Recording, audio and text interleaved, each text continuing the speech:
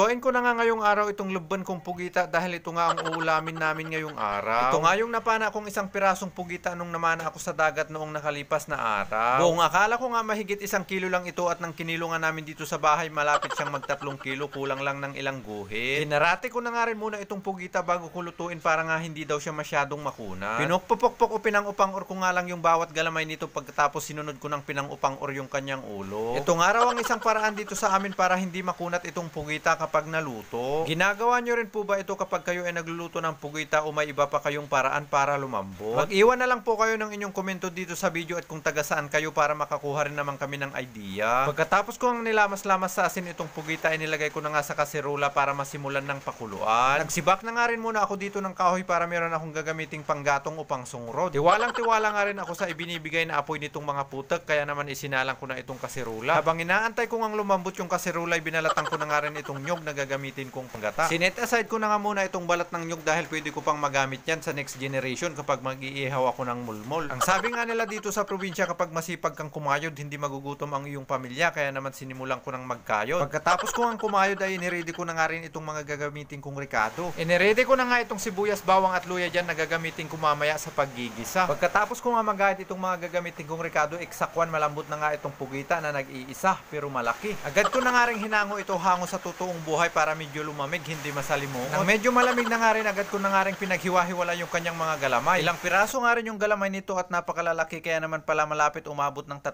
kilo, kulang lang ng isang gurit. Nang matanggal ko na nga rin lahat ang galamay ng pugita, sinimulan ko na nga rin itong ginayad-gayad o pinater-pater ng maliliit na may tamang nipis. Nang matapos ko na nga hiniwa-hiwa itong mga galamay ng pugita ay sinunod ko na nga hiniwa yung kanyang ulo. Hiniwa-hiwa ko nga lang din ito batay sa gusto kong sukat na hiwa, yung gusto ko maliit, ayoko nang masyadong malaki. Pagkatapos ko na nga rin nahiwa lahat, dito nga ay nagsalang na nga ako dito ng mantika pagkatapos nilagyan ko na ng kawali baka sa ang hiwa pa tayo mapunta. Iginisa ko nga lang kaunti itong sibuyas, bawang at luya pagkatapos inilagay ko na nga rin itong pugita. Pagkalagay ko nga dito sa pugita ay hinalo-halo ko na nga rin muna ito dahil ito ngang sandok ang pinakamasarap panghalo kapag nagluluto. Nilagyan ko na nga rin ng soy sauce na durog at itong pamintang toyo pagkatapos nilagyan ko na rin ng magic sarap na ang tawag dito sa amin ay magic samin. Tinansya-tansya ko na nga lang itong mga inilagay kong pampalasa para kapag naluto, tansyado. Tinakpan ko na nga rin muna ito at binuksan pagkatapos nilagyan ko na nga ng suka para may kunting asim kili. Inilagay ko na nga rin dito itong siling haba at inilagay ko na nga rin itong purong gata ng buko nyog pampalapot. Hindi ko na nga nailagay lahat dito ang gata dahil ang lulutuin ko nga adobo sa gata na medyo tuyo. Hinalo-halo ko na nga rin muna ito at kiniwar-kiwar para kumapit ang mga pampalasa sa pugita. Tinakpan ko na nga rin muna ito para mas madaling matuyo at lumapot. Dito nang naluto na nga rin ay agad na nga rin akong sumandok. Itsura pa nga lang nito nang naluto at siguradong napakasarap na. Siguradong ubos na naman ang kanin nito, ang matitira lang kalatutong. Sumandok na rin kayo ng inyong mga kanin mga kabulit, tara at kakain na tayo. Bago nga kami kumain ay sumandok na nga rin muna ako ng ibibigay ko sa aming kapitbahay dahil doon ako nagparip ng pugita. Baka kasi kapag hindi ako nagbigay hindi na ako makakaulit makakapagpa-freezer ng mga pang-ulam kong lubban. Por Diyos.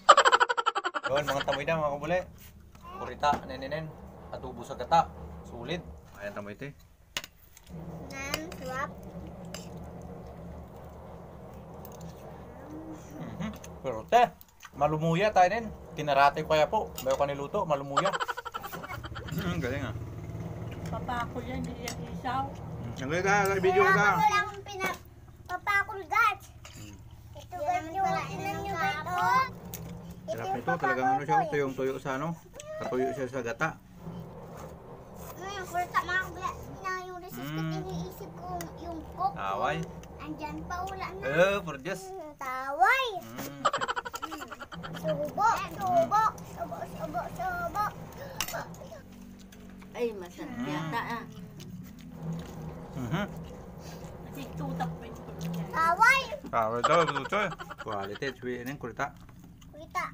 Ay, masarap. Gusto ko nga lang ulit magpasalamat sa inyong mga kabuli dahil sinubaybayan nyo na naman itong aming maikling pelikula hanggang dito sa dulo. Sana bago matapos itong aming video mga kabuli, huwag nyo na naman kalimutang i-like at i-share itong aming video para naman mas dumami pa ang makapanood nitong aming mga video at mas mararami pa ang susuport. Hanggang dito na lang po, kita-kits na lang po ulit tayo sa aming next episode.